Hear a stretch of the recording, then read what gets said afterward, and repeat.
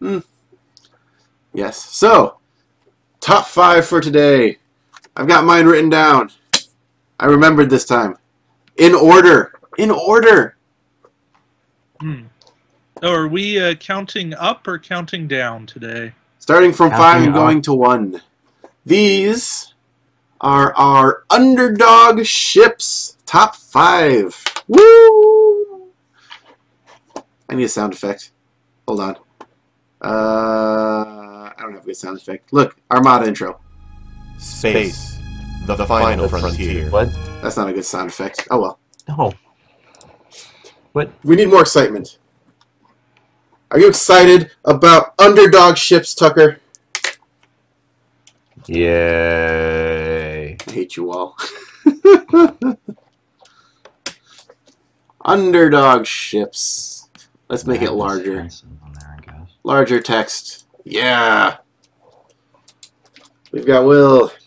We've got Tucker. We've got David. 74. 1, 2 points. 2, 3, 4, 5. Tucker, are you still working out your brunt disasters? Shh, just let it happen. Oh god, he can go on the Surok. Ah, that's amazing. David, how about you kick us off with our underdog ships? We're moving on with or without you, Tucker. No, I'm good. I'm good. I figured it out. It's just I've just got the most obnoxious build in the history of ever. All right. So for my number 5, I went back to an original ship, and I went with the USS Reliant. The Reliant. Aww. I probably stole everyone's thunder. Reliant does not make my list. Made mine, number 3. Ah, I mean, it's just for me, the Reliant. I see the Reliant a lot, so it's not I haven't underused. seen it in. I don't actually think I've ever seen it on the table. I don't think I've ever Seriously? seen anyone in my area play it besides me. Yeah, I think I've put it on the table, but I don't think I've ever played against it. Like the places where people I know could have played it, they fielded the Defiant instead. The USS Defiant. Why would you do that? I don't know. I love the 180 arc. Range 1 happens a fair bit, especially with the Reliant style. It's surprisingly agile. Mm-hmm.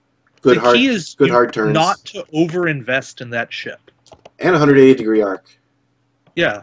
180 arc, range 1. It's surprisingly a big arc to get 4 attack dice.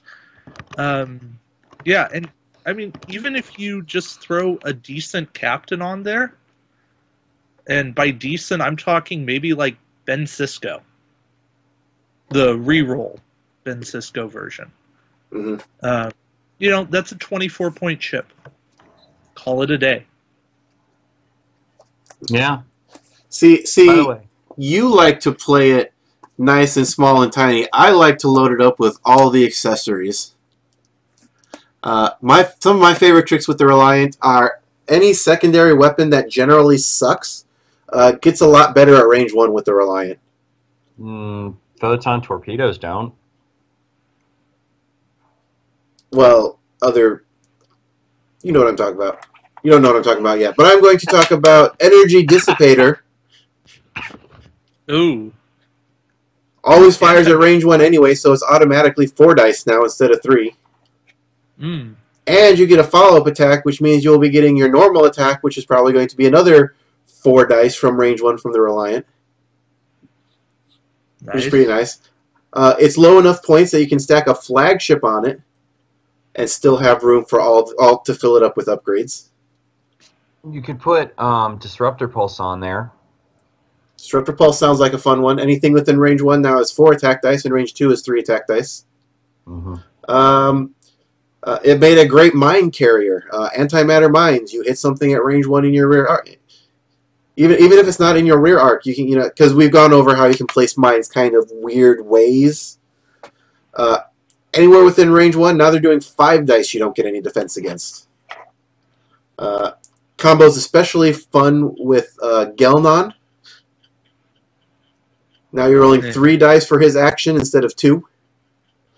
One of my things back in Dominion War 6, end of the Dominion War, is I just kitted out a Reliant with a flagship Gelnon, a cloaking device, so he was always cloaked. He would always have battle stations, like 7 defense dice, and he would energy dissipate you if he thought he had the chance. With Mohica. Awesome and mean and totally great. That's really obnoxious. Isn't it? I was just a very obnoxious player, and that's probably why I don't have any friends anymore. But yes, those are some of the ways that I like to use the Defiant. The Reliant. Reliant. Dang it. Pick more original names for your ships, Federation. Hey, yeah. The Reliant came first. It did. By many years. No, it didn't. What? The Defiant... No, the Defiant was in the Mirror. No, it wasn't. Never mind. That's the other Defiant. And the wrong Mirror. Oh my god. Sorry. Anything I corrected my own canon. Anything left to say about the Reliant? No. I'm good here.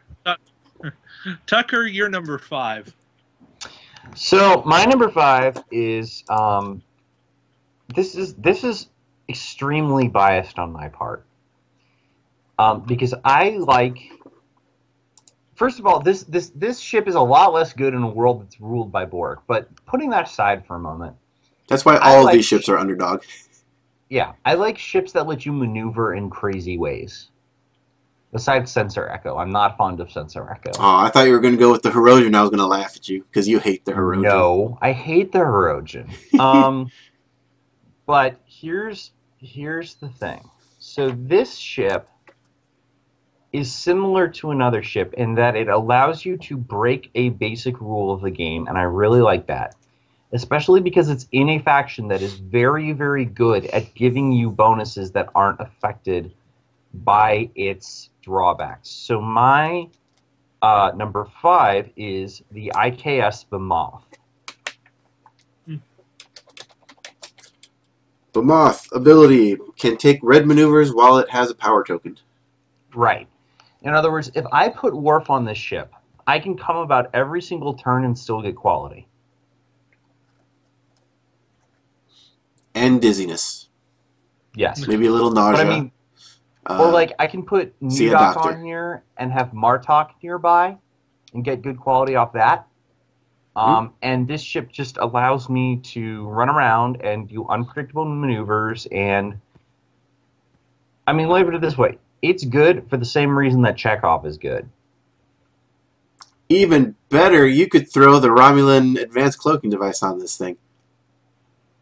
It would cost you 10 points, but you could take your action to cloak every turn, still do all your come-abouts, and still have Orf. Romulan advanced cloaking device. 5 points lets you cloak while you have a power token, or even without shields. Cloaking device. Sorry, that one, yeah. That's true. Cost +5 on a non-warbird, but hey, it's a thing. Yeah, I could do that. It does have a tech slot. Yeah. I'm not sure I would do that, but I could do that. We're here for creativity and ideas here, sir. How dare you poo-poo my ideas? I mean, just with you. I could also take the advanced cloaking and... Oh, never mind. That's if there are no auxiliary parts. Never mind. Yeah. Yeah. That's an unfortunate one. But there's still cool things you can do with it. Yeah, I sort of forgot that card existed. The improved cloaking device. It is easy to forget a lot of cards exist that no one will ever use. Yeah. But the Bemoth, I mean, the Bemoth is a fun ship. I forget if it's... I forget when it is. I think it might be, like, next-gen era. Because... Oh, what? The ship itself? Yeah, no, it's okay. It's like a Tinga. Yeah, but it was from DS9. Oh, I gotcha. So it's like there's no canon reason to put it in movie era games where it would be absurdly amazing. Absurdly amazing. Yeah, but I like it. It's a fun ship that it's one of those ships that if it had come out in like Wave 1, it would have been played so damn much. Yeah. I could see that. Especially since it was a Klingon ship that actually had a rear arc and a tech slot. Mm-hmm. You know, and it cloaks. It has 4 attack dice, which is only 1 less than a Vorcha, but it can do absurd maneuvers, and it would have been great. It would have been great. Fantastic. Cool. Yeah, I like the boss. Didn't make my list, but I like it. Almost made my list. Not the Mammoth, but the generic version of it. Just the Katinga that actually has a tech slot on it. Oh, yeah. I mean, generic Katingas are great, too, in a 90-point format. It's just since we've moved to 120, I don't really see the need to use them anymore. Mm-hmm. Yeah, the problem with the original Katinga was that it did not come with a tech slot. The Katinga that comes with the Moth has a tech, a weapon, and a crew upgrade, which is what it sorely needed, and was strictly better than the 2 weapon and 1 crew or something of the other Katinga. Yeah, I don't know why anybody would ever fly that one. Yeah, that was silly. That was so bad. Didn't quite make my list, but a very similar one did. Originally, this slot was going to go to the Keldon class, but I'm like, I don't know if that's really an Underdog ship. No. It's really good. It's strong in the first place. Standard? So I went ahead and went with the Cavort class.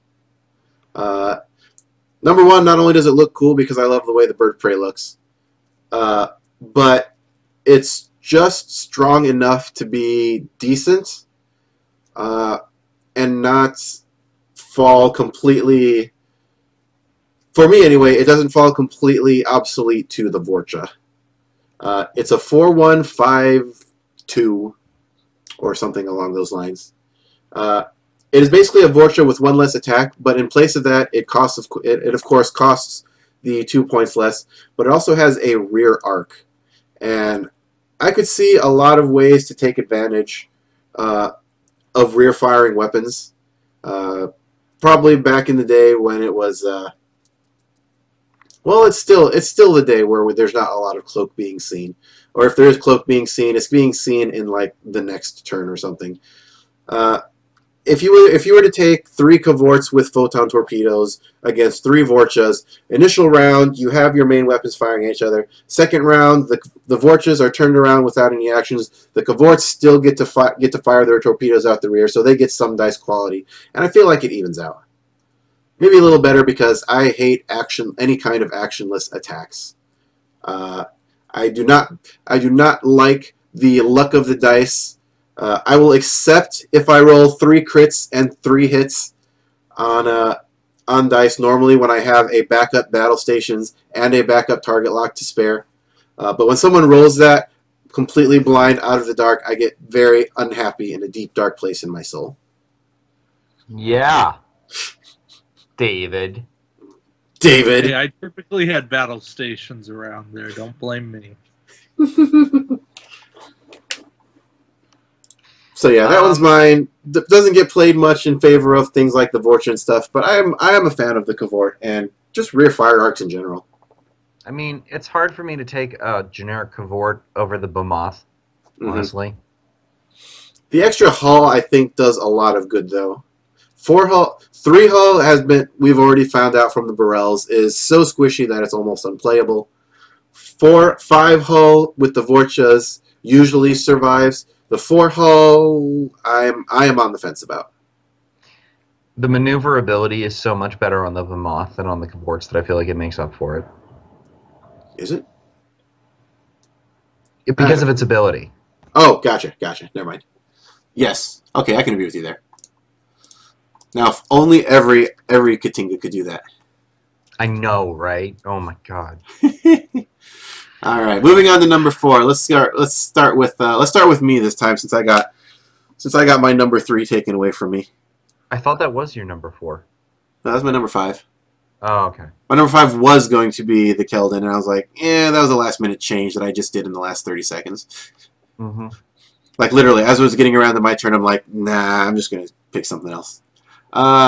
So for similar reasons to the Cavort, for this one, I choose the Mirror Negvar class. For a couple of reasons. It has very nice action bar. It's got the whole battle stations, things, whatever.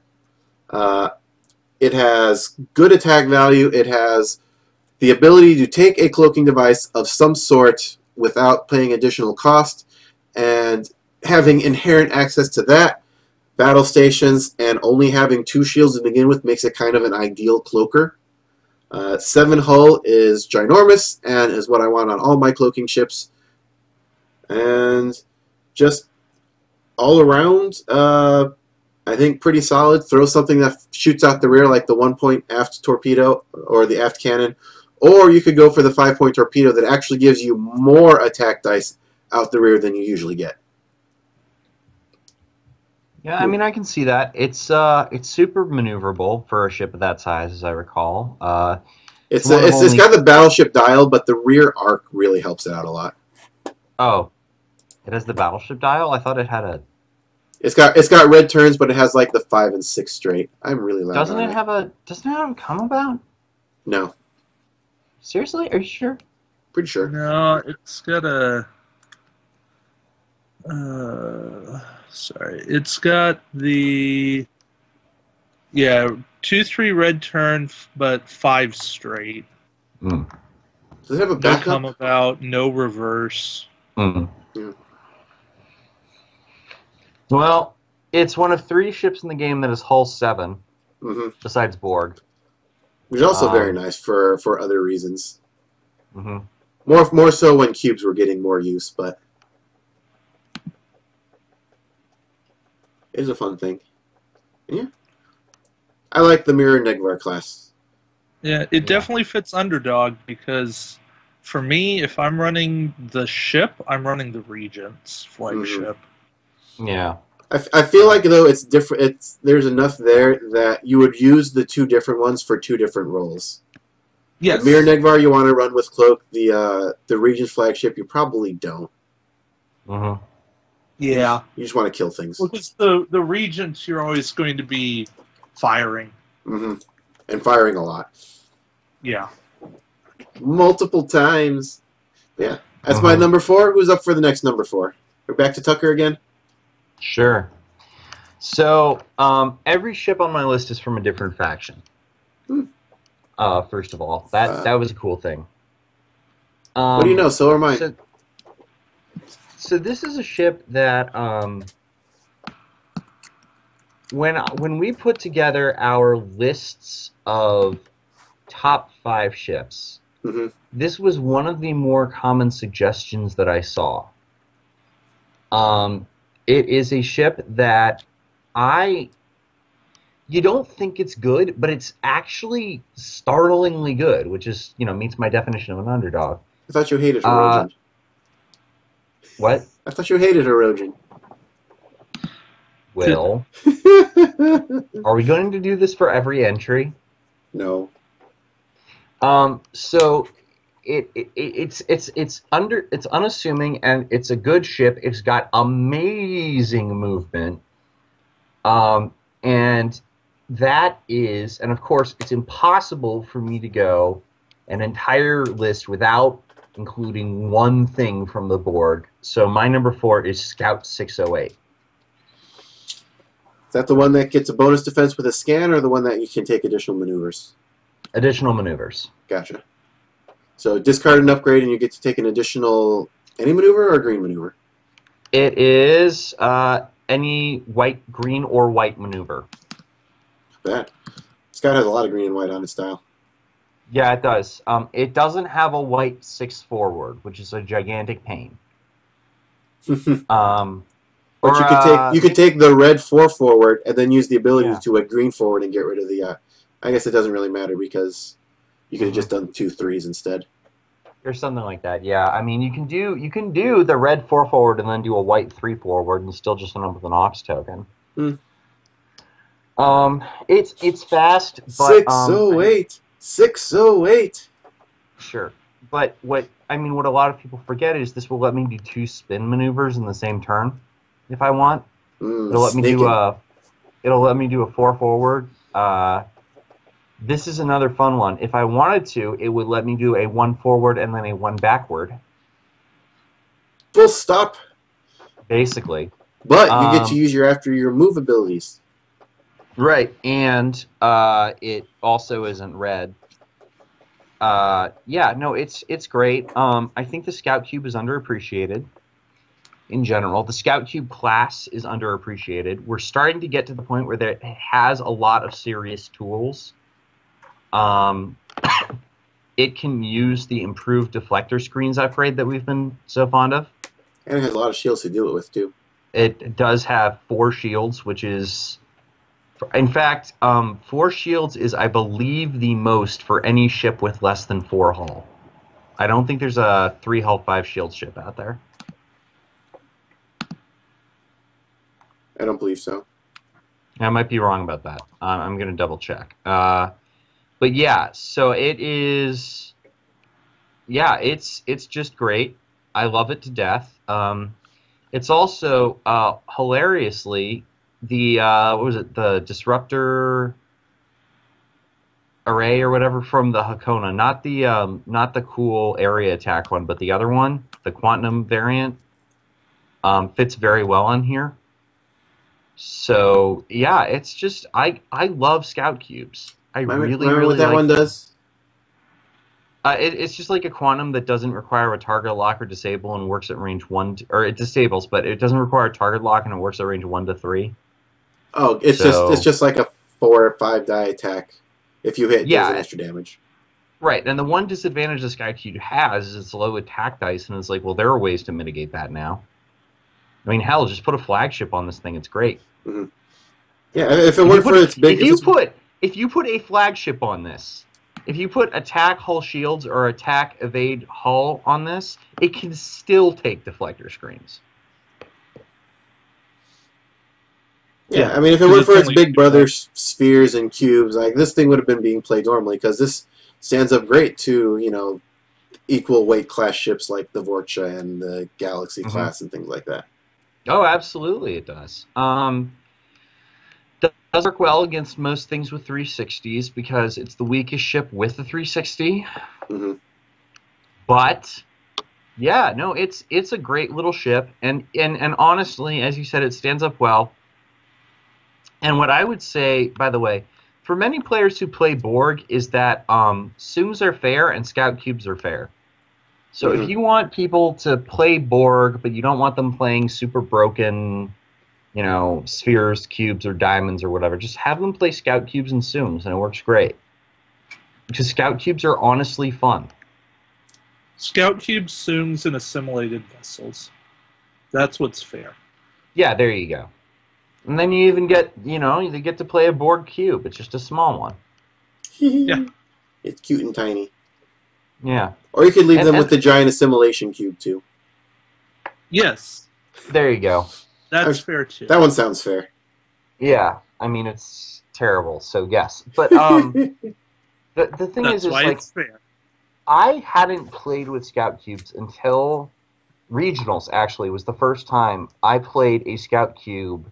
Because I got an unblind booster, and it was great. It was fun. It's one of the most fun ships I own. Now that one was 255, and I like this one better because it lets you do silly maneuver tricks, and we all know I like those. Mm-hmm. Except Sensor Echo, you can go to hell, Legend. Die, Sensor Echo. Why Echo when you can spin? David, what are you looking at for your number 4? My number 4. Now, you guys may disagree with me on the Underdog ship part of this, but I'm still not seeing it played much, and I think that it needs to get played more, and that is the Relara Sinker. I was close. Yeah, the Kazon ship, and the Kazon blind. The Kazon blind, and maybe that's why it's not getting played a lot. The good Kazon ship. Yeah, you know what I'm going to say about this ship, right? It's something clever that I'm not going to think of. This ship is bananas. Yeah. Bananas. See, I told you. I was right on the money there. It is a really good ship. And maybe it's not so underdog, but more people need to look into it. And that's what this list is about to me. People were very happy to people need to look at. So look, people were very happy to pull it from the blind, but I haven't seen it since. The Excelsior was very commonly played for quite a long time, and this is straight up better. Yeah. I mean, this essentially is 5 attack dice with a battle stations and a 180 arc. So, you should be looking at it very heavily. Plus, the Kazon have enough tricks to utilize that rear arc. I mean, that's 270 degrees of coverage. More than you can get with Geico.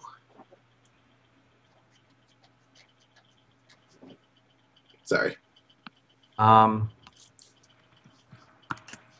again, it gets the same kind of bonuses that you would be doing if you're using the Reliant or the Valdor. Secondary weapons that could use a boost of an attack die or things like that. Yeah, because the extra attack die isn't limited to your primary weapon.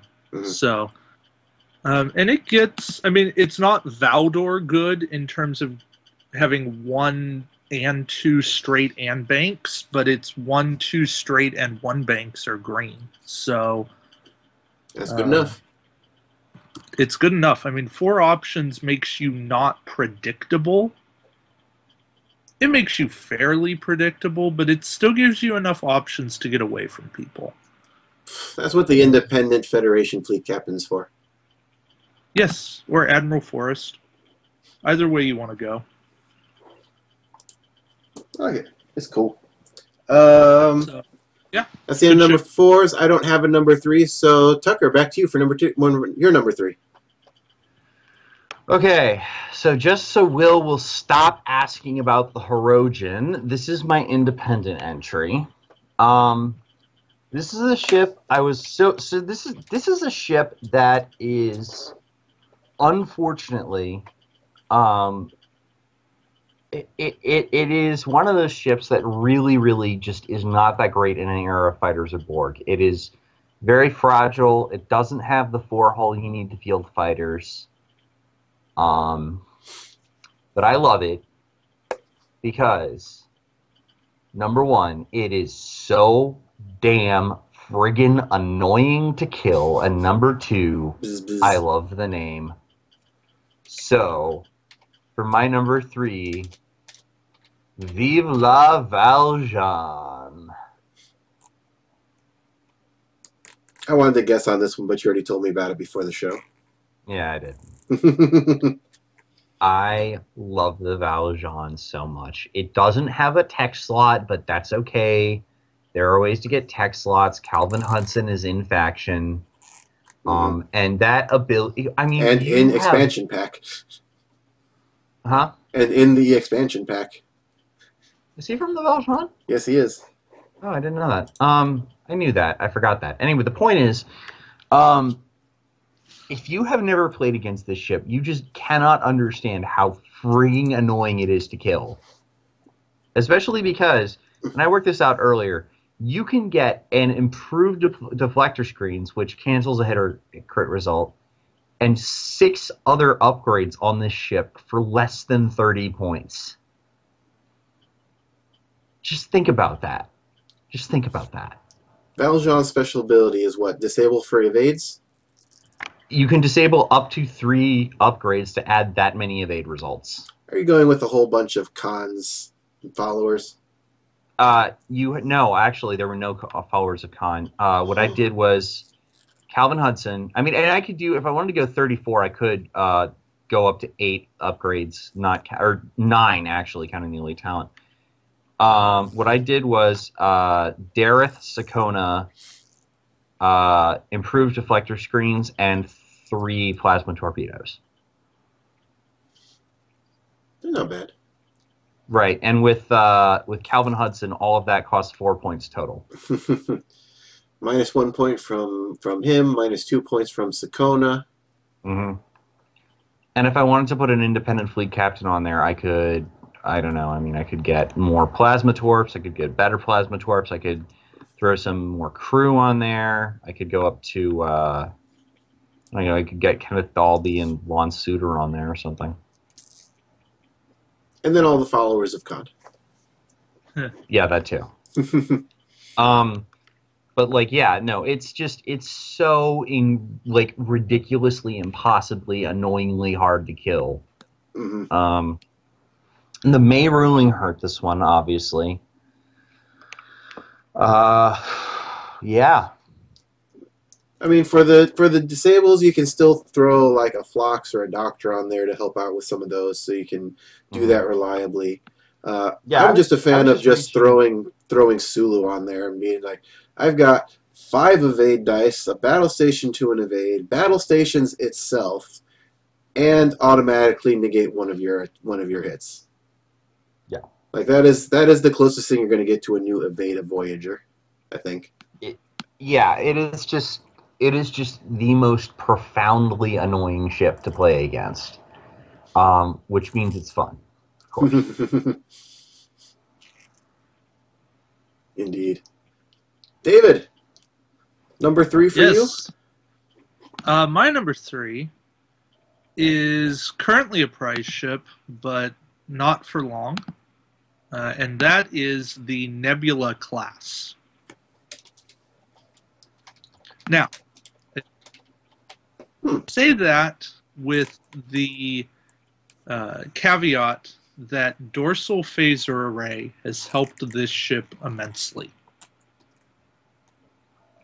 Yes, because it is a 4-hull ship. It can take it, and then suddenly it goes from a 90-degree arc to a full 360 at range 2. Generic Nebula class is my number 1. Nebula. And you get the generic Nebula class is 24 points. Throw the dorsal on there, 29 points. Mm-hmm. You get 4 of those in a 3-6 or in a 120 game, and that's a pretty annoying fleet to try to kill.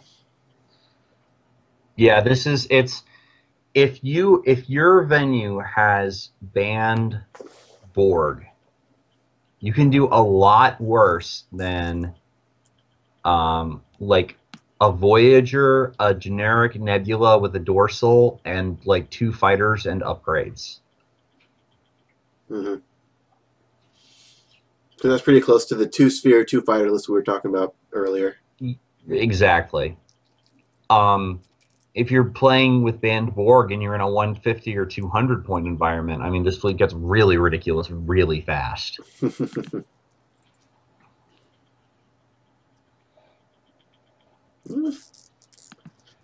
Not bad. It would be difficult to get 4 nebulas and 4 dorsal phaser arrays, though. It would, but nebulas are coming in waves 18, I think. 17, I think. Yeah. The one in August. And hopefully they will have a redone model. No, do they have do they have an okay model? No. They have an okay model. They have a good model. I'm probably thinking of one of the blind ships again. Oh, you're thinking of the Saber class. Yeah, that was a terrible model. But that's not the one we're talking about, so we're good. No, you're right. It's 18. They'll be coming in September. Gotcha. Sometime before the end of the year, you'll be able to do this and borrow dorsals from a friend, because nobody wants to buy 4 Sovereign class. I have 2. That's plenty, but I've got 1. Yeah. But yeah, Borg exists, I don't need that. Nebulas are fun. Cool. And they're not the worst thing. I mean, they maneuver okay for Fed ships. Mm-hmm. They're just a kind of solid all-around ship with the right upgrade. Yeah. That's cool. Nebula class. Federations. Woo, we love federations. All right. Number 2. We'll go for my number 2. So I can get some say back in this again. Yes. My number 2 is an oldie but goodie. Did this one appear? I don't know. But what I like about this one, and I should go over this first, is like my underdog lists was based on things that I never see anyone around me run. So this one, while it is something I'm a big fan of, is not something I see very often otherwise. Even back when it was released, before I found all kinds of new shenanigans to play with it, it had a great ability, which was to be able to deal damage without you able to do anything about it. This is the RIS Apnex. I don't remember if I did this one or the Science Vessel for our top 5. But both are pretty darn good. You did the Science Vessel, I think. The fun things about the Apnex, even not even going for like the fun kind of support ship shenanigans like I usually try to do, its ability to do its 1 damage area of effect as an action was a magnificent help in a number of victories for me back in the days when cheat death was on everything. If you took down a ship and it was left with 1 hull, you could kill it the next turn with just a quick little move from the Apnex, and you were golden and good to keep going. And that was something I really liked about it. Besides that, it's got a tech slot to carry things. It's hilarious when paired with a silly captain and a couple of just suicide upgrades like I stab at the end. It's like, here, I dare you to shoot me. But other than that, yeah. Apnex is really good. There's a reason it was also on my top 5 most powerful ships. And I was the only one who had it, so I feel like this qualifies. But yeah, I don't know if I have anything else to really say about it. Just bringing back the Romulan Science Vessel from a slightly different point of view. Even if, instead of just loading it up, just using it as, you know, a one-time quick little drop a bomb, or drop a we don't do bombs in Star Trek. We do warp cores. Yeah, but it's a nice counter to cheat death, and could also help you out against some Hideki class fighters. Yeah, especially on that last level when they've got 3 defense dice, and you're just like, I can't punch through. Bam. Let me drop a warp core for you. Yeah, that's my number 2. I enjoy it greatly. Let's throw it over to David, since we already stole Tucker's number 1 slot away. All right, my number 2 is in the vein of Tucker's, I believe, number 4, and that is Scout Cubes are awesome, but I like Scout 255. You like the moving one? No, not the No, moving I one. You like the scanning one. Scan and get an extra defense die. I like that one. Because for me, anytime I can get an action that lets me do more, I am in favor of that. Especially if it's not on an upgrade. So this can still stack with other scan enhancers. Right. And, you know, my thing is I've never overbuilt the Scout 255. Maybe I'll throw, like, meganometric guided charges on it with, like, the counterattack, or the counterattack drone captain, something like that. I really try to keep it 30-ish points. It's a support ship to me. That's even kind of tough to do, considering it starts out at 24. Yeah. But at the end of the day, you know, maybe if it goes to 32-ish, something like that, I'm okay. At the end of the day, it's a ship that I'm looking for either my opponents to try to focus fire on, in which case I'm okay, because then they've spent time killing a small ship, And rolling or they leave against it alone. And rolling against 4 defense dice, which is the most annoying thing in the world. Yeah, I mean, sometimes it'll fail, and they'll be able to punch through it. But even then, it's got 4 shields and 2 hull, so it can take some hits. But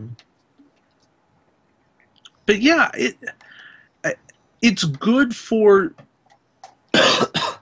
for the same reasons that a scout cube is good, that Tucker said. Mm-hmm. Yeah, it doesn't have the same movement shenanigans, but I'm also not forced to discard my upgrades. And what I've found from coming at it from playing Borg pure, Mm-hmm. A lot of the Borg upgrades were really pricey. So for me, that's why 608 wasn't there, because I don't really want to be discarding 3, 4, 5-point upgrades. Unless, of course, that upgrade is transwarp signal. Well, yeah. That is the best thing I've ever found for the scouts, is to carry my transwarp signal and annoy the heck out of people. Oh yeah, that was another fun one. Yeah, I love that being a secondary carrier. But yeah, I don't have a lot more to say. Really, really good ship that I don't see anyone talking about. Like, I never see it come up on the boards. I never see it come up on build lists. And I kind of sit there and I go, huh. It doesn't have 5 or more attack dice, and it's not a fighter. Yeah. And I know it's a very situational card, or a very situational ship, and it's not meant for all things, but it has a place somewhere. It's a cool little ship. Yeah. That was wrong, sir. The correct response was little. No, don't steal my thunder. Sorry. Tucker, we come back to you, sir. This is your number 2. Okay, so this one is actually a tie. Ooh. I included 2 ships, and it is obvious why they are categorized together. They're ships that have gotten a lot better lately, which is why they are on this list. I just want to give them a signal boost because of reasons that we discussed the other week. Mm-hmm. But for a long time, these ships were firmly considered to be absolutely terrible by everyone, including me. But with one single card, their fortunes have turned around. And those 2 ships are my Romulan entries, the IRW Khazara and the PWB Azure, otherwise known as the Derp Deredexes. Derp Deredex. So Worf's May ruling caught a lot of stuff. Mm-hmm. This is known. It is known. It is known.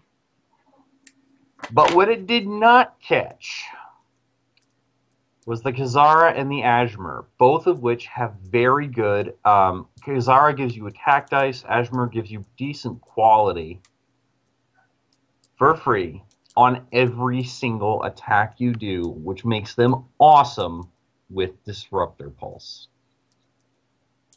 Disruptor Pulse. Mm-hmm. Which comes with another Derp Deredex. And now you will have 16 of them in your box. But see, here's the thing. That's not a Derp Deredex. Like, that ship is just straight up good. Yeah, it actually can get attack dice. Like, yeah, notice that the Avatar of Tomid is not in here. Mm-hmm. So, yeah.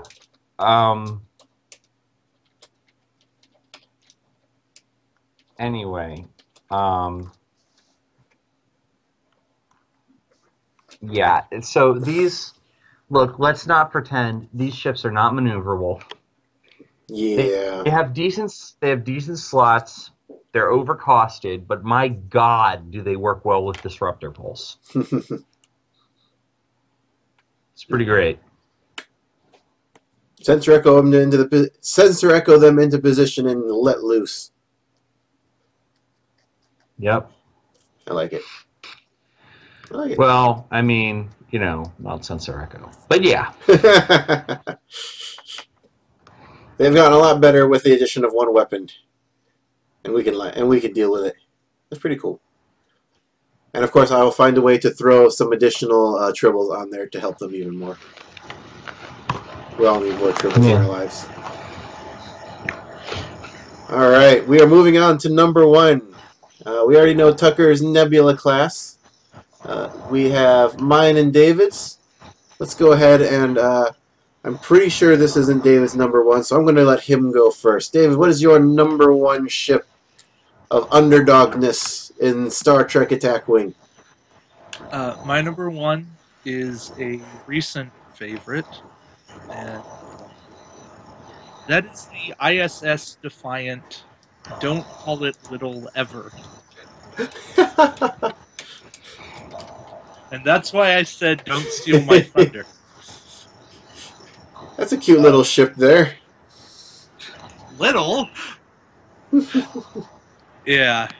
Didn't even plan it. We do not set most of these things up ahead of time, people, I swear. Yeah, Will had no idea. I had no idea. Can you just see Regent Worf saying little?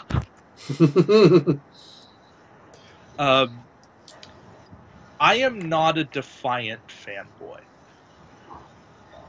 I like the Defiant, but I am not a Defiant fanboy. Mm-hmm. The USS Defiant would have never made this list. Like, no way. I was not one of those people who stubbornly tried to make the USS Defiant work in any way, shape, or form. But the ISS Defiant actually has a nice ability of negating damage at the cost of an Ox Power token, but there's enough green on the dial to make it work. You start coupling it with cards like Bashir, Rebellion, Tasha Yar, and it becomes cheap enough to be a nice little distraction ship. With enough firepower to actually do something. Yeah. I'm pretty sure, and I'm checking my math here, but yeah, that if I want to do Worf, Captain Admiral Worf, Rebellion, Tasha Yar, forget Bashir at that point, that's 33 points. That's enough for me to classify it as a distraction ship, run fighters with it, and you know what? Nobody really wants to shoot that ship.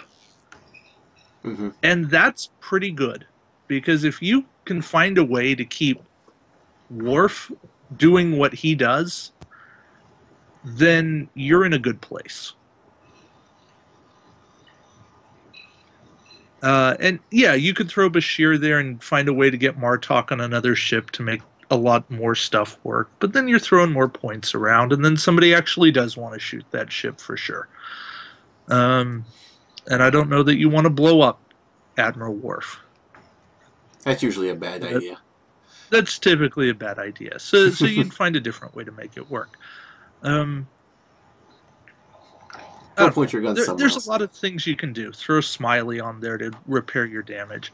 Yes, it's a ship that only has 6 HP and rolls 2 evade dice. And that's typically asking for trouble. Mm-hmm. Namely getting one-shotted. But thanks to its ability, though.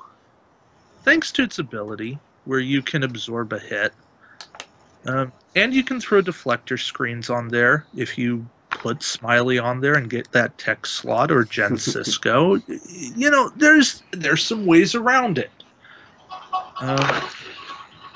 So I can see why it's really being a ship that can avoid a lot of damage. And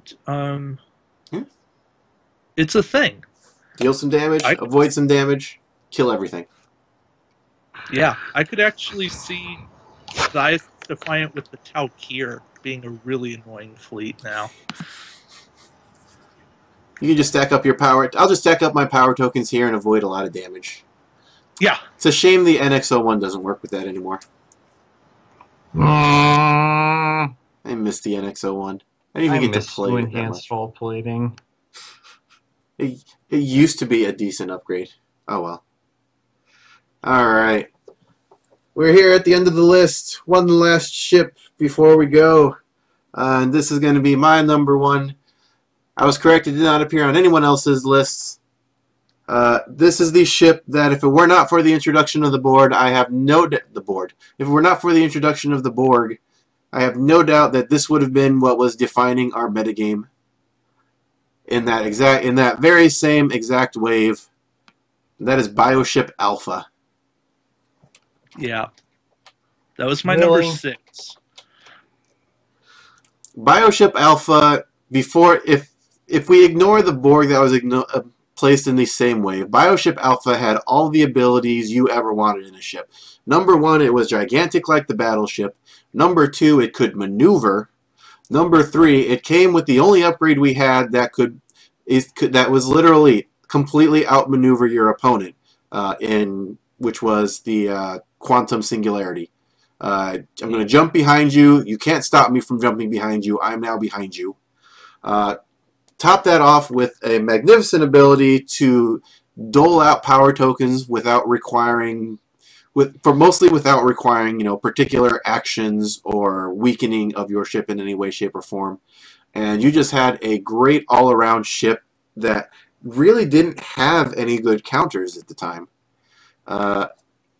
It has a forward arc, so throwing this with counterattack, you could start stacking, 2 power tokens a turn on a ship. A loaded down Bioship flat dreadnought helped me take a win back in Collective when I just wanted to try some things that weren't Borg, and helped me take down some of the big Borg cube stuff. Because I shoot at you, oh, it's negated. You shoot back at me, I take a couple damage because I still have 3 evade with a flagship, plus a free evade, or something similar or silly like that. Make sure I take the 1 damage and counterattack you back for however much I can get off of it. This thing had the maneuvers all the way up until, well, the Borg had 3-way movement, 4-way movement. 3-way? I don't remember. So yeah, huge size, great survivability, actually had agility, and superior board control, I guess I would say. Maybe not control, but able to take advantage of all of the holes and defenses with Quantum Singularity, which was one of the best cards of the time, if only Borg didn't exist, and their 360 arcs. It makes me cry a little on the inside. I like Bioship Alpha. Anyone else have anything to say about Bioship Alpha? David, it was almost on your list, wasn't it? It was. It was fighting with the Reliant for my last spot. I thought it was just a little too good,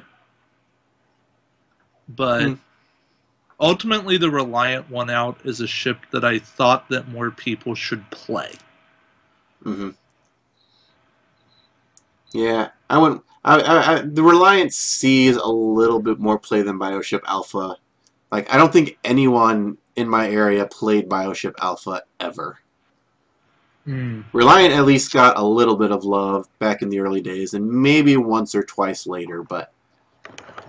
Yeah, I've that's played a couple of Bioships, and made them work. I played against Bioship Alpha in round 1 of the Colorado Regionals. I was running double Borg with double Borg missile. It did not go well for Bioship Alpha. Oh, poor Bioship. We will miss the champion you could have been. There we go, guys. Top 5 underdog ships from your illustrious hosts, Will, Tucker, and David. Or Tucker, David, and I. Or me and David and Tucker. Or Tucker, me, David. I don't know. We'll wrap this up since we are going a little late, even though we did start late. On the news front of things, we had the preview for the new Gorn ship was released this week. We'll be looking into that next week, hopefully along with a second preview if things go according to plan. You may, of course, have heard about us already praising the joy of deflector shields, because we love deflector shields. Apart from that, later we will, of course, after we get a chance to test some of these conditions and some lists, hopefully get back to you on more strategy for Nationals before it goes live. The rules for peak performance were revised and re-released, so go ahead and check those out. It doesn't seem so bad as the first attempt this time, but I haven't really gotten a chance to delve too deeply into it, but it looks okay at first glance. You don't need a piece of paper to track every single thing that happens in the entire game. You just need a note card that has points and you add it up all at the end. Yeah. Which is good.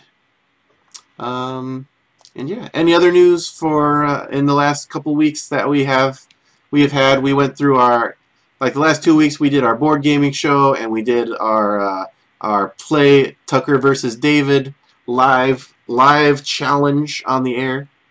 So news-wise in the Star Trek Attack Wing world, I don't think anything much has really been happening besides that. No? No. Yeah. Just waiting on our most recent wave of expansions, and then, of course, as soon as those come out, we'll be waiting on the next wave of expansions. I'm surprised there's no one asking, where's my Wave 14 expansions? Where's my Wave 18 expansions? I need Quark's treasure. I actually do. I want to know point values for shuttlecraft. They've got to come with. They have to come with new rules besides just the fighter thing. So, somebody did an analysis of the component list for shuttlecraft. Mm-hmm. It comes with at least 2. Pardon me. It comes with 2 shield tokens. So it's going to have at least 2 shields. Means that it's going to be at least 12 points because there's no way they're going to do a 1-1-1-2.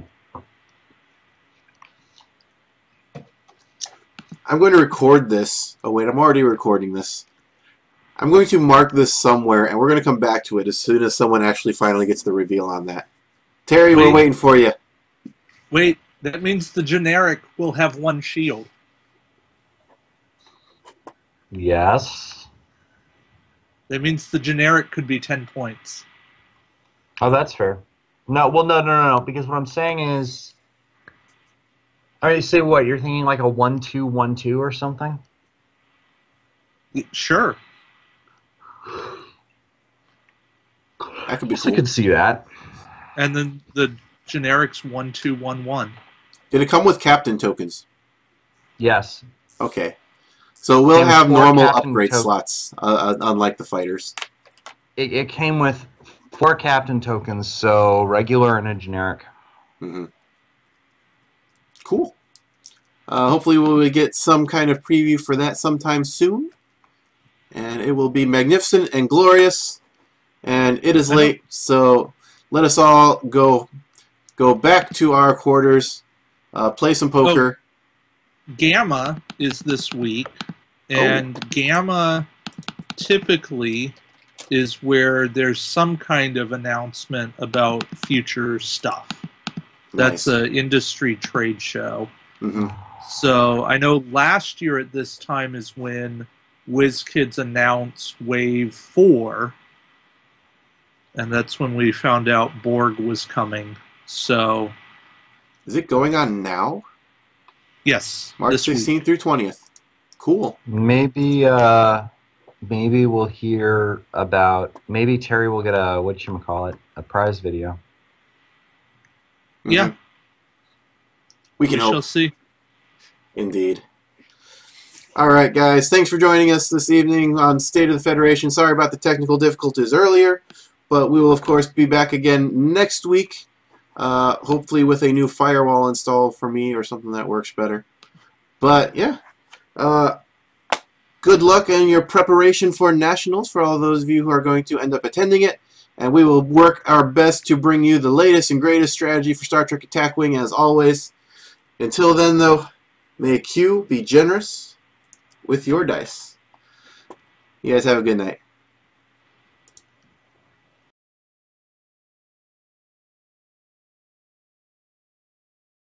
State of the Federation is a production of Will S. in association with Tucker C. and David M. We are not associated or affiliated with WizKids Games, and except where specified, WizKids did not endorse or approve any of our podcasts. All copyrights are copyright of their respective rights holders.